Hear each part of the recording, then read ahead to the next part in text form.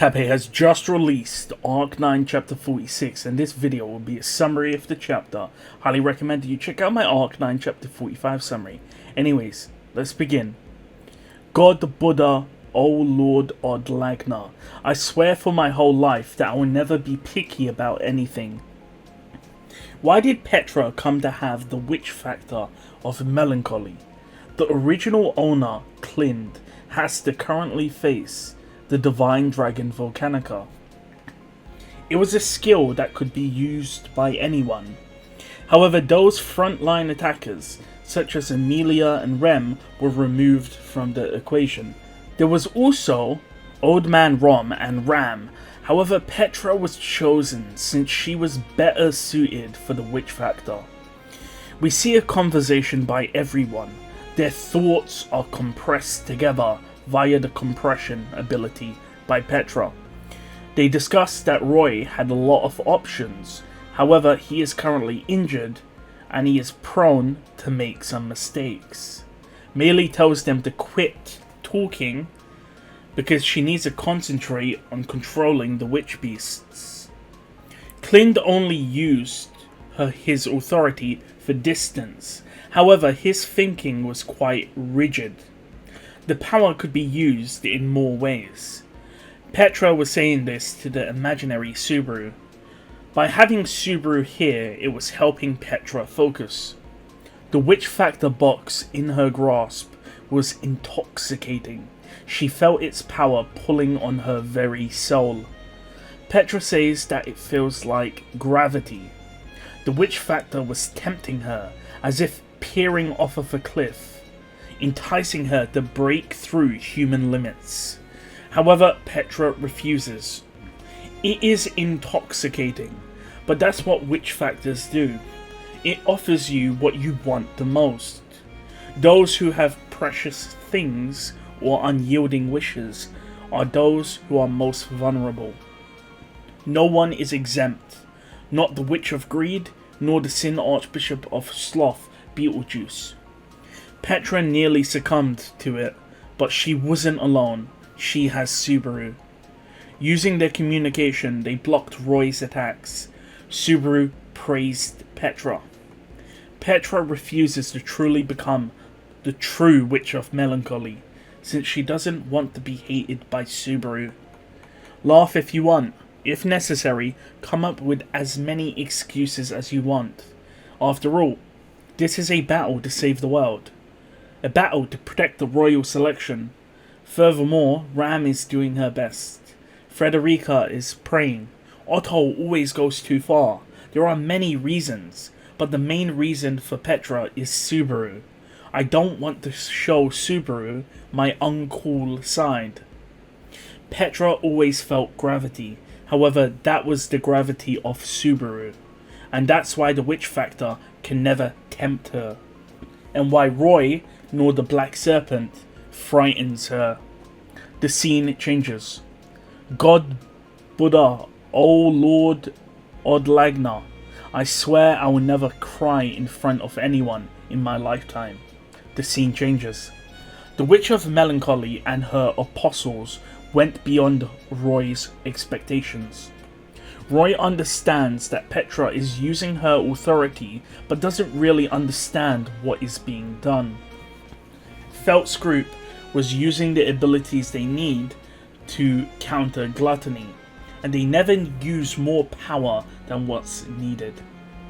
Roy now figures out that Petra's authority has some form of limit. After all, he did hear about it from his mother.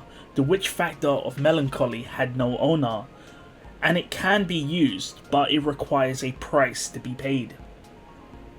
Roy says that Petra must really love Subaru. Roy accesses the memories of Otto, learning that Petra loves Subaru, meaning that it's a battle of attrition. Who will run out first? Will it be Petra or Roy?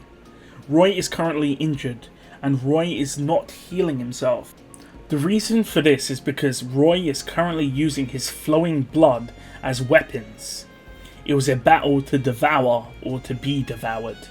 Roy was someone who ate everything.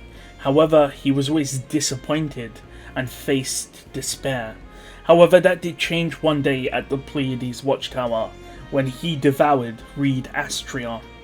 The soul of Reed Astria was something that threatened to shatter Roy's vessel. That was the turning point for Roy Alfard.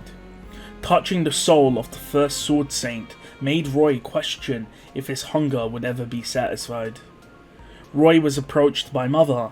Mother promised to help Roy fill his hunger. Roy never truly trusted her and only used her for his own gain. Libat and Kaitos found value in his meals. Rui Arneb had also a concrete vision for what she wanted. Roy was the only one with no goal until now. What he desired was the sensation of living, to be able to say, "I am alive." Petra, who had been pushed to her limits, was responded to in kind by Roy. Roy's limbs turned colder due to his blood loss. However, he wouldn't back down, as it's a shame to be gluttony to run away. A tidal wave of poison was launched at Petra's group, but Ram cut it in half with a wind blade. Meili's witch beast led the charge and earth walls were created to shield them from the poison. Roy then asks if Petra is shortening the time of events, and Petra says that she isn't telling. Roy then tells Petra to not tease him. Roy charged forwards, using many techniques, but it was countered over and over again. Roy knows that Petra is using some form of shortening effect, before asking how long will she last. Roy and Petra was at their limit, but Roy knows that he has an advantage. If they exhausted themselves on Roy, then the Black Serpent would finish them off. The Black Serpent splashed down, releasing a wave of poison. Roy says that it's currently the Devour point, and he releases memories. Roy activated a new form of eclipse. It wasn't lunar or solar eclipse, it was a different type. The scene changes. "O God, O Buddha, O Lord Odlagna, I swear for the rest of my life never to wish upon a star with anyone." The scene changes. In that instant, numerous memories were released. Memories of nobodies that Roy had eaten, but they were not notable enough to remember.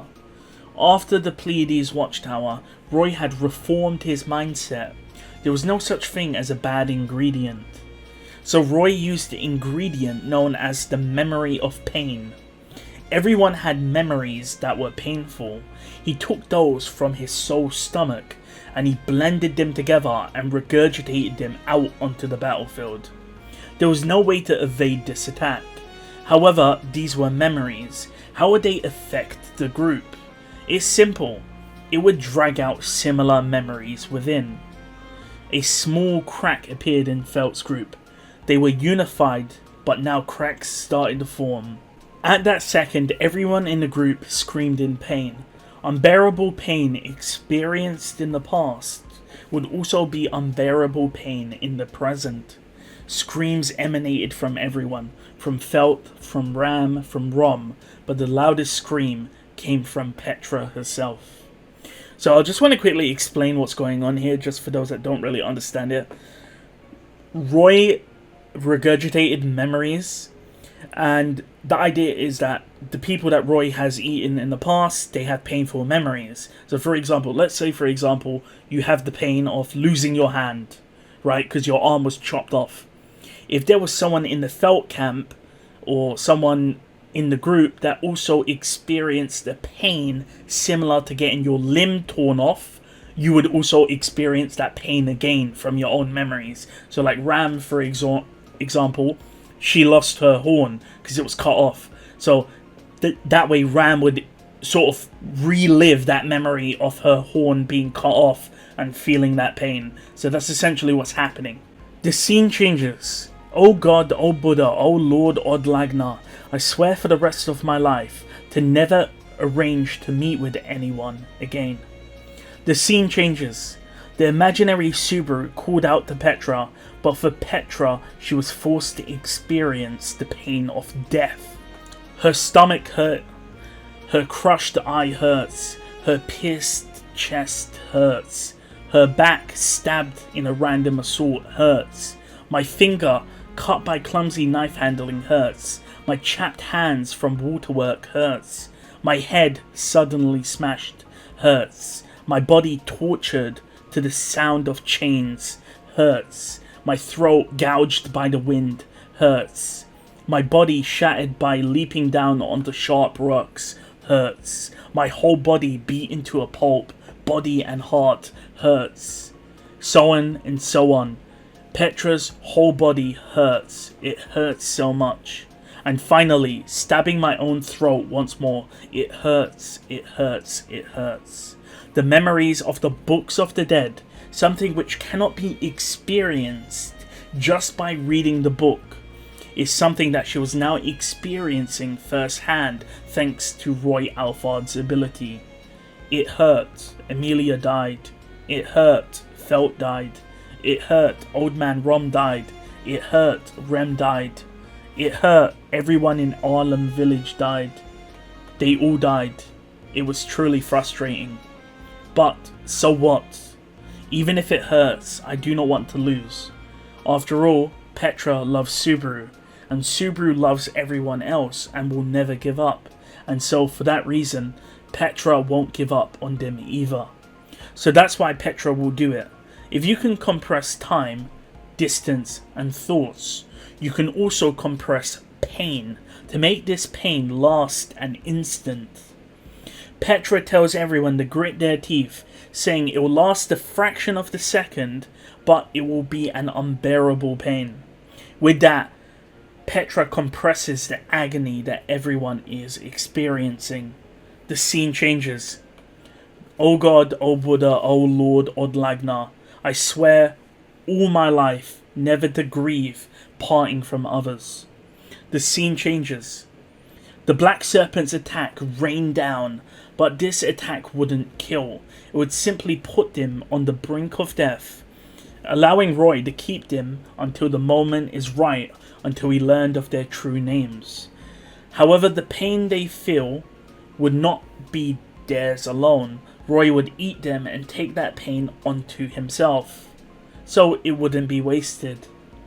A second later, Felt's group screamed even louder in pain. This shout even caught Roy Alfard off guard. However, in the next moment, "Stay strong," the voices shouted. Felt's group was once again a unified front against Roy Alfard. The scene changes.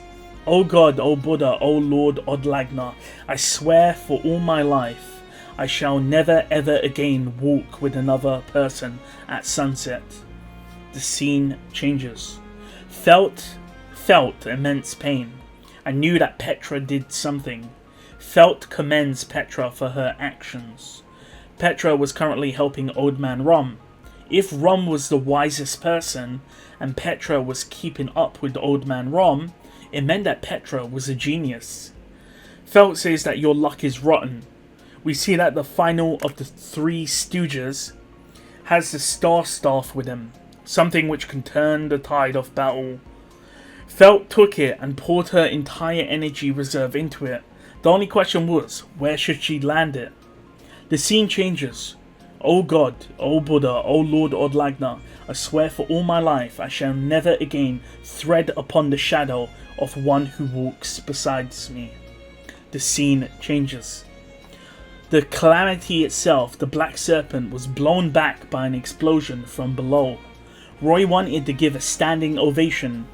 Roy knew who did it, Petra, and asks how much more she will sacrifice to achieve what she wanted.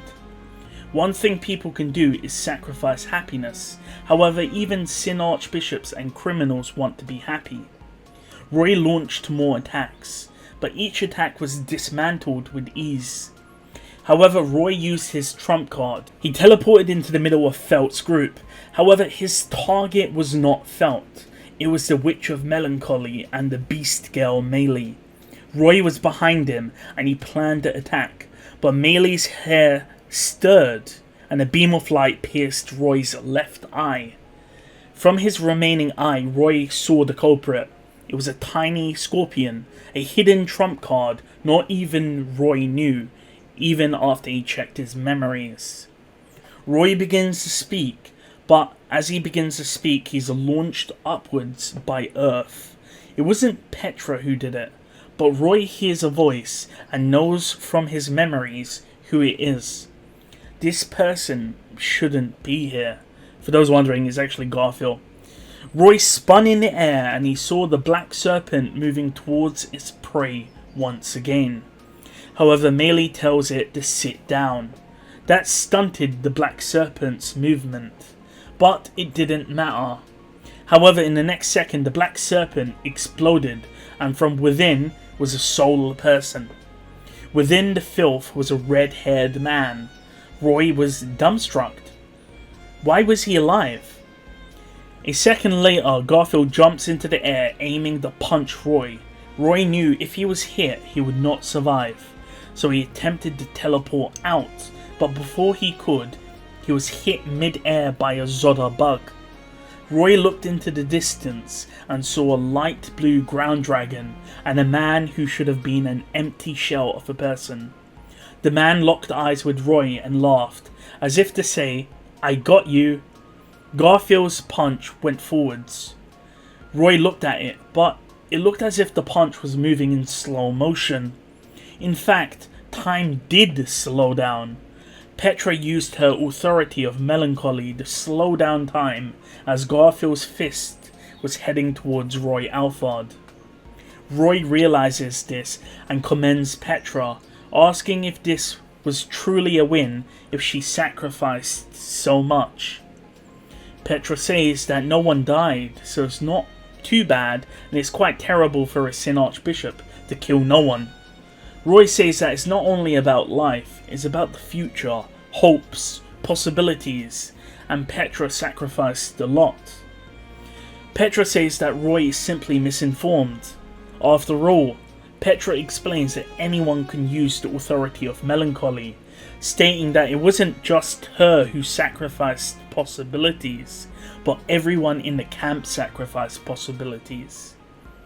After all, there was a loophole. Odd Lagna doesn't care who pays the cost. As long as the cost is paid, Odd Lagna will allow the use of the authority. So Petra was abusing it by letting members of the camp sacrifice their possibilities. Roy truly thought Petra was the true witch of melancholy for exploiting the power like that.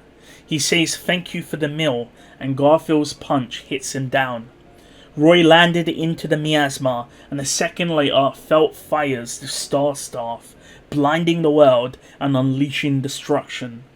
This was the finale of Gluttony's banquet, and with that the chapter ends. So quite a long chapter, but essentially Heinkel's still alive. I did call this, I did say Heinkel's, there's no way he's dying. There's something wrong with his body. But yeah, so all of the sacrifices we've seen, these are not necessarily Petra's, is members of the Felt camp. It could be members of the Emilia camp as well. So I've seen some people speculate, for example, the one where I swear I'll never drink again. Some people say that's probably Otto's sacrifice. As for why Otto is able to attack and he seems to be fine, I'm not too sure. Some people are speculating that Petra used the compression ability on Otto to give him back his memories or something. I have no idea, I don't think so, but I guess we'll find out in the future. But it was an amazing chapter. I don't think the Black Serpent's going to be dead. I think it's going to be injured. But the main takeaway from this is that the Black Serpent has different heads or tentacle heads which do different things. But I think Roy is actually going to be dead, which is a bit disappointing because Roy did really redeem himself.